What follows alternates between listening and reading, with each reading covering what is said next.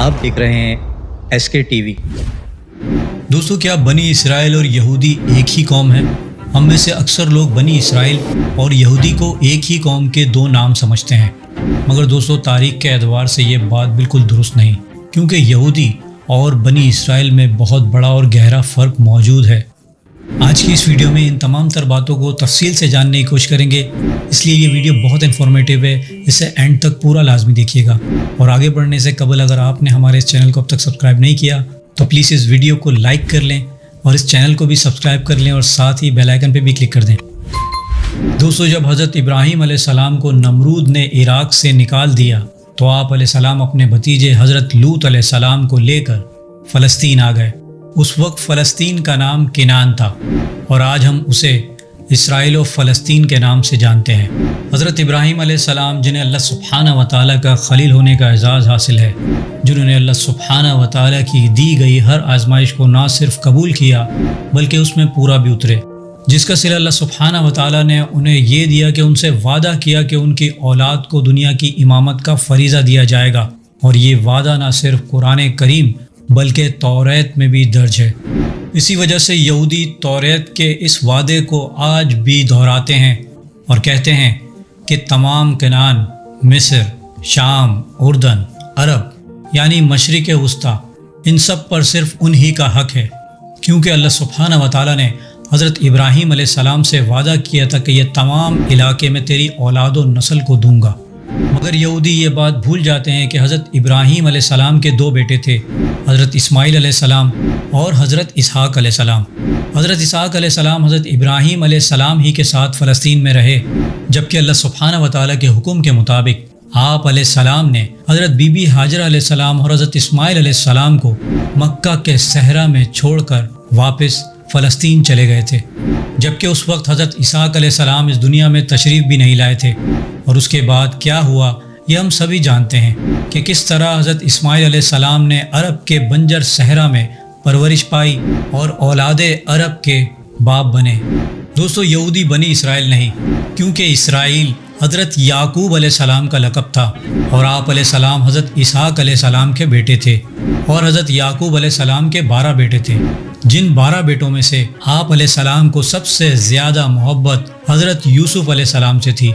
اور اسی وجہ سے ان کے بھائیوں نے حضرت یوسف علیہ السلام سے حسد کرتے ہوئے انہیں کنویں میں پھینک دیا تھا، اور آپ علیہ السلام مصر میں پہلے غلام بنا کر لائے گئے اور بعد میں مصر کے وزیر اعظم بنائے گئے۔ اور اس قصے کے بارے میں ہم سبھی جانتے ہیں کہ کس طرح حضرت یوسف علیہ السلام نے اپنے 11 بھائیوں اور والد کو فلسطین سے مصر بلوایا، اور حضرت یعقوب علیہ السلام کی نسل مصر میں آباد ہو کر ایک قوم بن گئی، اور حضرت یعقوب علیہ السلام کے 12 بیٹوں سے بنی اسرائیل کے 12 قبیلے بنے۔ جب مصر میں فرعون کی حکومت آئی تو اس نے بنی اسرائیل کو اپنا غلام بنا لیا، اور فرعون نے پوری بنی اسرائیل کے 12 قبیلوں پر ظلم و ستم شروع کر دیا۔ پھر تقریباً 400 سال بعد اللہ سبحانہ و تعالیٰ نے انہی 12 قبیلوں میں سے ایک قبیلہ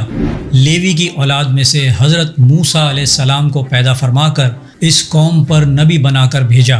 پھر حضرت موسیٰ علیہ السلام نے بنی اسرائیل کے 12 قبیلوں کو فرعون سے نجات دلوائی، اور آپ علیہ السلام پوری بنی اسرائیل کو دوبارہ فلسطین کی طرف لے گئے۔ اور جب حضرت موسیٰ علیہ السلام نے اپنی قوم سے کہا کہ اے بنی اسرائیل، اللہ سبحانہ و تعالیٰ کا حکم آیا ہے کہ فلسطین سے جنگ کرو، مگر بنی اسرائیل نے یہ کہہ کر صاف منع کر دیا کہ اے موسیٰ، تم اور تمہارا خدا ان سے لڑے، ہم ان سے جنگ نہیں کر سکتے۔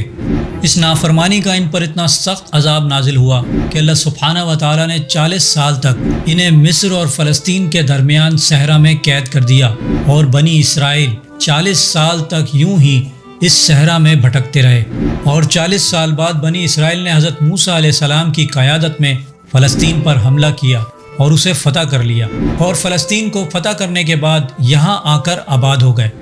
اور پھر یوں ہی وقت گزرتا گیا اور بنی اسرائیل کو ایک بار پھر سے فلسطین سے نکال دیا گیا۔ اس کے بعد ایک بار پھر اس قوم پر رحمت الہی ہوئی، اور اس قوم کے 12 قبیلوں میں سے ایک قبیلہ جو حضرت یعقوب علیہ السلام کے بڑے بیٹے یہودا کا قبیلہ تھا، اس کی اولاد میں سے حضرت داؤد علیہ السلام کو نبی بنا کر اس قوم میں بھیجا،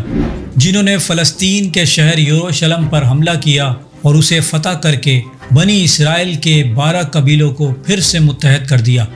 اور حضرت داؤد علیہ السلام کے بعد بھی یہ 12 قبیلے متحد رہیں تو اللہ سبحانہ و تعالیٰ نے حضرت داؤد علیہ السلام کے بیٹے حضرت سلیمان علیہ السلام کو ہی اس قوم پر نبی اور ایک بہت طاقتور بادشاہ بنا کر اس قوم پر مبعوث فرمایا۔ اور یہ وہ وقت تھا کہ جب بنی اسرائیل ایک متحد اور اس دنیا کی سپر طاقت ہوا کرتی تھی،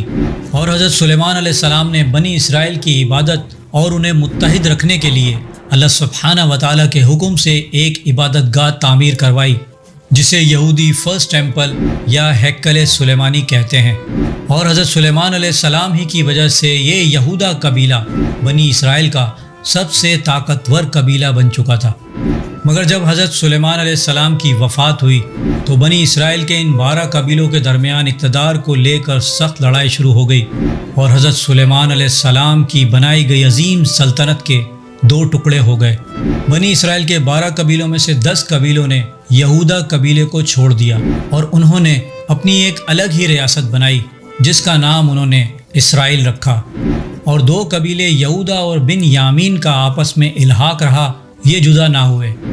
اس نااتفاقی کی وجہ سے جو 10 قبیلوں کی ایک الگ ریاست بنائی گئی تھی، اس پر شام اور مختلف ریاستوں نے حملہ کیا اور اس 10 قبیلوں کی بنائی گئی اسرائیلی ریاست پر قبضہ کر لیا، اور بنی اسرائیل کے یہ 10 قبیلے اسرائیل سے جان بچا کر دوسرے ملکوں کی طرف بھاگ گئے۔ مگر شام اور مختلف دوسری ریاستوں نے یہودا قبیلے پر بھی حملے کی کوشش کی، مگر وہ اس میں ناکام رہے، اور یہودا قبیلہ یہیں اسرائیل ہی میں آباد رہا، جبکہ بنی اسرائیل کے 10 قبیلے دریائے فرات کے مشرق میں آ کر آباد ہو گئے۔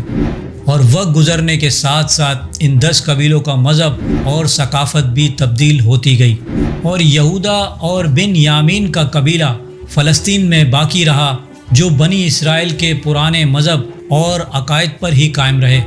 یہودا قبیلہ طاقتور ہونے کی وجہ سے بن یامین کا قبیلہ بھی یہودا قبیلہ میں ضم ہو گیا، اور یوں اس قبیلے کا نام یہودا پڑا، اور آج ہم ان لوگوں کو یہودی کہہ کر پکارتے ہیں۔ اور دوستو، انہیں یہودی ہی پکارنا چاہیے، کیونکہ اللہ سبحانہ و تعالیٰ نے بھی انہیں یہود کہہ کر پکارا ہے، کیونکہ یہود ہی نے انبیاء علیہ السلام کے ساتھ تمام ظلم و ستم کیے جو ہمیں تاریخ کی کتابوں میں ملتے ہیں، اور یہ لوگ آج تک اپنی اسی روش پر چلے آ رہے ہیں۔ دوستو، امید کرتا ہوں میری ویڈیو سے آپ کی معلومات میں اضافہ ہوا ہوگا اور کچھ نیا جاننے کو ملا ہوگا۔ اگر میری ویڈیو آپ کو اچھی لگی ہے تو میری ویڈیو کو لائک کریں، میرے چینل کو سبسکرائب کر لیجئے اور بیل آئیکن پہ بھی کلک کر دیں۔ اب میں ملوں گا آپ کو ایک ایسی انفارمیٹیو ویڈیو کے ساتھ، تب تک کے لیے